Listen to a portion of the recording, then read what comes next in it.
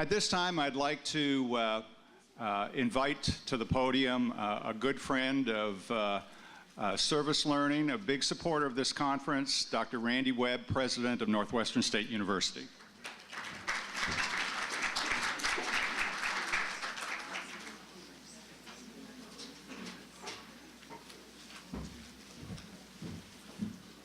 Thank you, Brad. It's good to be with you.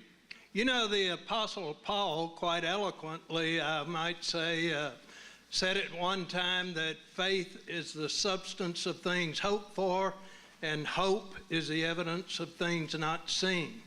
Our speaker today, my friend, MCCARTER, earned his Bachelor of Arts degree in religion from Texas Christian University, and then earned the Master of Science in Divinity from the Bright School of Divinity. And since that time, he's been peddling hope and faith in a ministry based on love all over the place. For 18 years, he was a pastor in our neighboring state of Texas. Then in 1991, he returned to his native Shreveport, where he began developing and implementing his vision for community renewal. In fact, in 1994, MACK, who doesn't do anything on a small scale, founded and began coordinating Community Renewal International. And that has real meaning for those of us who are familiar with MACK and the work that he's done, the very good work that he's done, because this means that he gives of himself, and volunteers within his organization do the same thing, to try to create havens of safety and security in communities. That is, he strives to create environments in which people can live safe, healthy, caring lifestyles, and where they can interact with one another. I had the good fortune some years back of being president of a really unique consortium in Northwest Louisiana, and it's known as CERT, C-E-R-T, the acronym for Consortium for Education, Research, and Technology.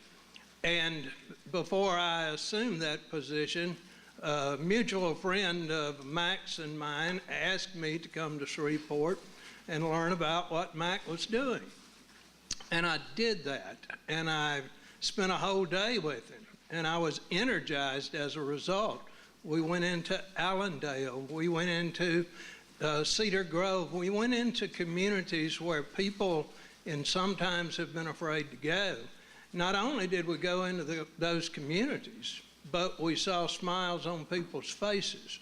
We saw friendship houses that were constructed. We saw coordinators, people who were working to spread the good news, not about the gospel this time, but about community renewal and what that could mean in the lives of people. And also I learned about his emphasis on education through the Adult Renewal Academy, the work that CRI has done in partnership with the Fuller Center. All of these things have led to outstanding things happening in those communities and in others. You'll find out in a few minutes that this is kind of like a brush fire that's turned into a real firestorm because of the hard work that MACK has put into this. This consortium that I mentioned that's unique endorsed what MACK was doing at that time and encouraged its members, which represent every public college and university system in the state of Louisiana, plus a private liberal arts institution of Centenary, as well as, just for good measure, the Biomedical Research Foundation in Shreveport. But we encouraged all of our members to participate and work with MACK and the good people who work with him.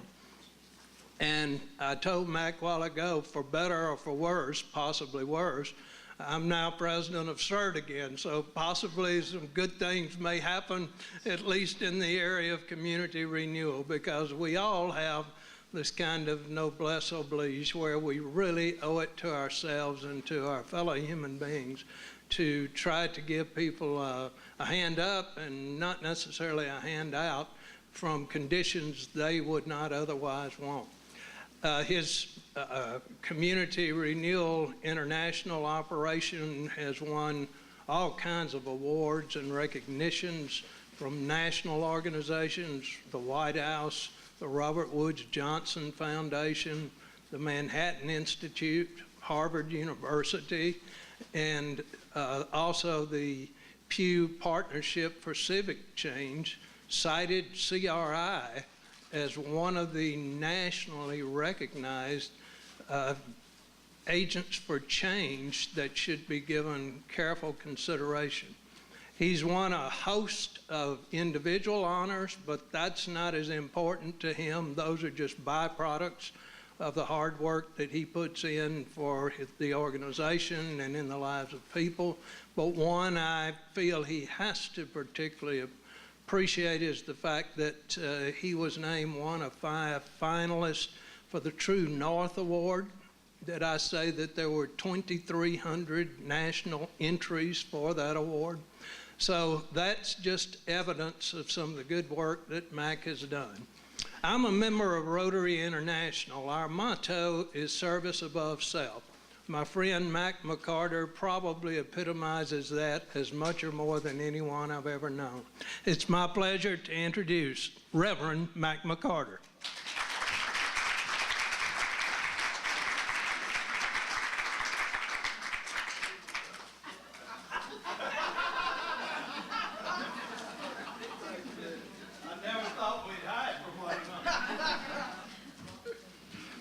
Thank you very much.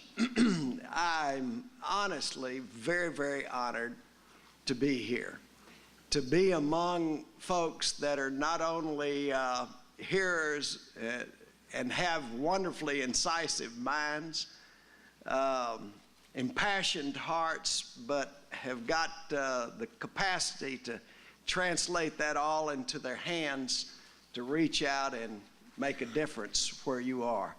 So it's good to be among those who serve. Now, I'm going to ask you to eat as slowly as possible because, believe me, we recognize that people that when they get full, they really, really get sleepy. And so just chew slowly. As a matter of fact, Randy, did you know that, having preached for 18 years, I figured out that if you took all of the people that go to sleep in church and you lay them down end to end, they would be a lot more comfortable. And so if we need to do that, I'm telling you, it's perfectly okay. I had a guy that went to sleep every Sunday. He said, "Don't worry, I'm going to go to sleep because it just means that I trust what you're about to say." So every time I looked out there and saw Carlos asleep, I thought, well, this is a good thing. I want everybody to sleep. So we're going to show about a 9-minute video, and I just have to say, if it doesn't light your fire, then I'm going to just promise you your wood is wet. But let's show this 9-minute video, and then we'll just kind of share together.